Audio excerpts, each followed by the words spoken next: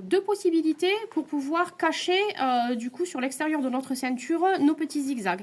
La première méthode, c'est prendre un tirant. Donc on prend un tirant rigide qui n'est pas élastique, d'accord, et qui est fin.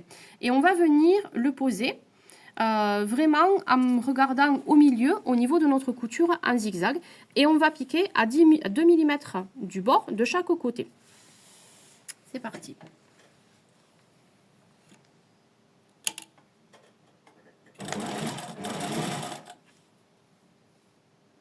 Donc il faut bien le centrer.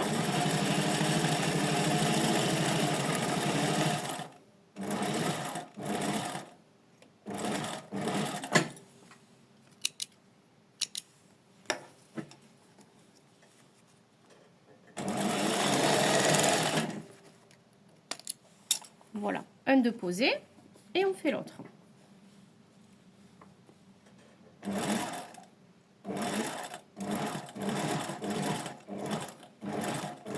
Petite marche arrière.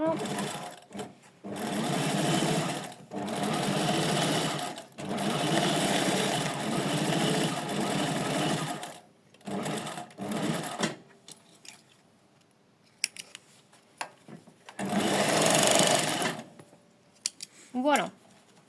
Première technique, d'accord? Intérieur, extérieur. Deuxième technique, c'est qu'on va faire ce qu'on appelle un fourreau. Donc pour ça, on va prendre du coutil. Donc on regarde bien l'endroit, l'envers. Donc là, on est sur l'endroit. L'envers est ici et je regarde mon droit fil. Donc mon droit fil est bon, il est comme ça. Je vais faire sur l'envers des traits de la largeur de mon serger. D'accord? Donc je regarde bien. Vous pouvez faire à la règle et mesurer hein, si vous voulez. Moi, je le fais plus rapide.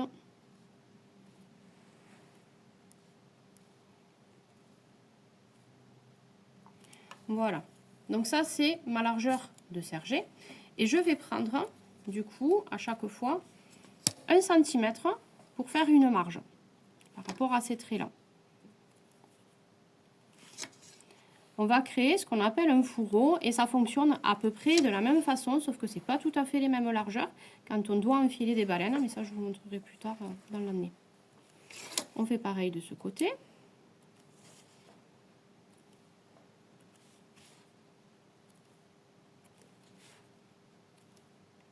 Voilà.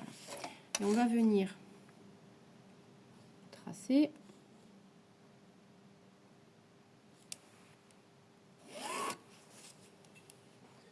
Sur les extérieurs. Voilà, pour pouvoir couper. Là, j'ai ma largeur en fait au niveau de mon fourreau pour cacher. Je vais créer en fait comme si c'était un tirant, mais en tissu en coutil.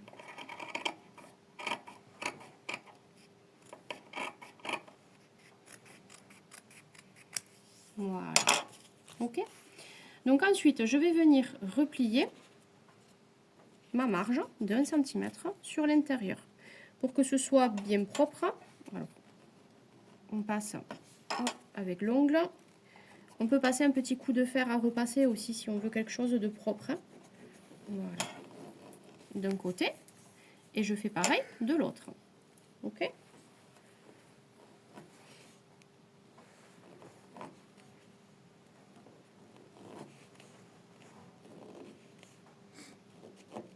Donc je regarde bien à l'intérieur, là où j'en suis au niveau de mes plis.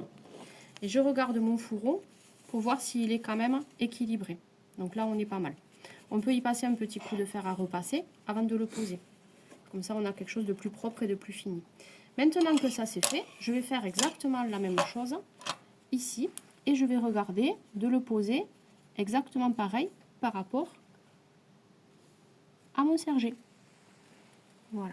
Vous voyez, j'ai le serger juste en dessous, ici, et je centre. Et on va faire exactement la même chose, c'est-à-dire une piqûre droite 2 mm et 2 mm. D'accord? Vous pouvez vous mettre des petites pinces aussi, si vous avez besoin pour faire tenir. Petite marche arrière. Et je regarde à chaque fois de bien le placer.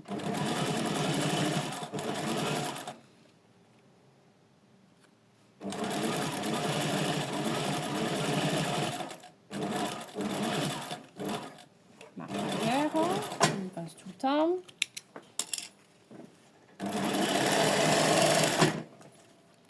Les fourreaux pour mettre les baleines, c'est exactement la même chose, mais ils sont un petit peu plus larges. La technique est la même. Marche arrière, on avance.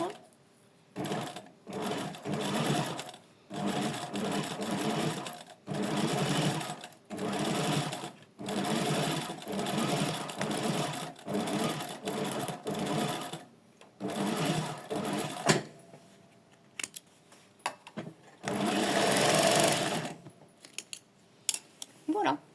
Et ici, j'ai mon extérieur qui est fait, qui est propre. D'accord? Donc, deux façons de faire. Donc, le but, vous voyez, c'est d'essayer de repasser au maximum sur les mêmes traits. Voilà, pour avoir quelque chose de propre et de beau.